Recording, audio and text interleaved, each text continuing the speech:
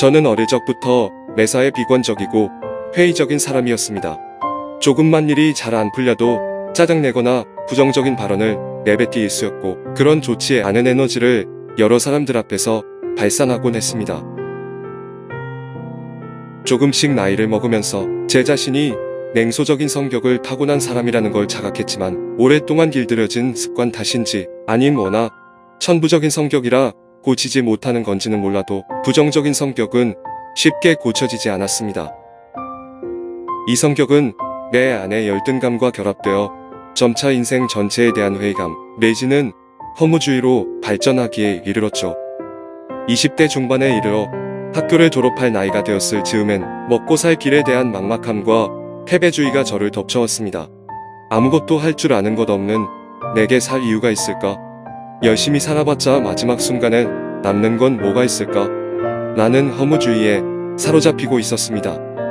그러다 우연히 친구의 전도로 교회에 다니기 시작했고, 예수님을 나의 구주로 받아들인 후에는 나의 삶과 가치관들이 긍정적으로 변화되는 것을 느낄 수 있었습니다.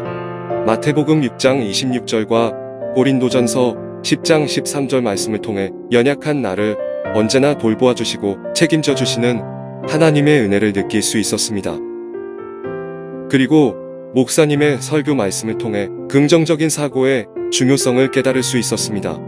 그로 인해 예상치 못한 일을 마주하면 불평불만을 늘어놓는 예전과는 달리 감사한 부분을 먼저 찾고 고난을 성장의 기회로 받아들이려는 내 자신을 발견하게 되었습니다. 부모님과 주변 친구들도 밝고 긍정적으로 개과천선한 내 자신을 보고 놀라워할 정도로 평생 고치지 못했던 나의 부정적인 성격을 예수님께서 순식간에 변화시켜 주신 것입니다. 또한 목적이 없는 내 인생에도 하나님 나라 구현이라는 뚜렷한 삶의 목표가 생겼습니다. 인생에서 가장 중요한 것은 돈과 밥벌이라는 세속적인 가치관에 갇혀있던 내게 마태복음 6장 33절 말씀은 신선한 충격으로 다가왔습니다.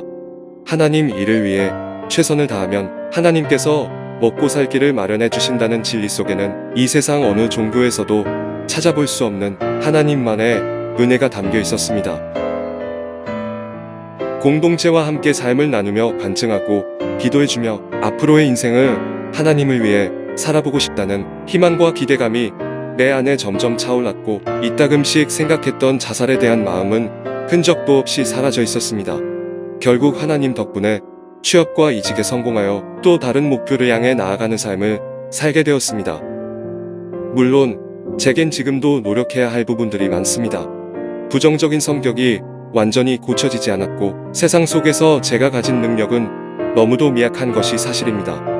그렇게 저는 여전히 죄인이지만 하나님께서 나를 언제나 책임져 주신다는 절대적인 진리 안에 거한다면 조금씩 변화되고 발전해 나가는 내 자신을 계속 발견해 나갈 수 있을 것입니다. 하나님께 감사합니다. 결점투성이인 저를 거두어 주시고 쉬지 않고 깨어 돌보아 주시며 사랑해 주시는 하나님께 감사합니다.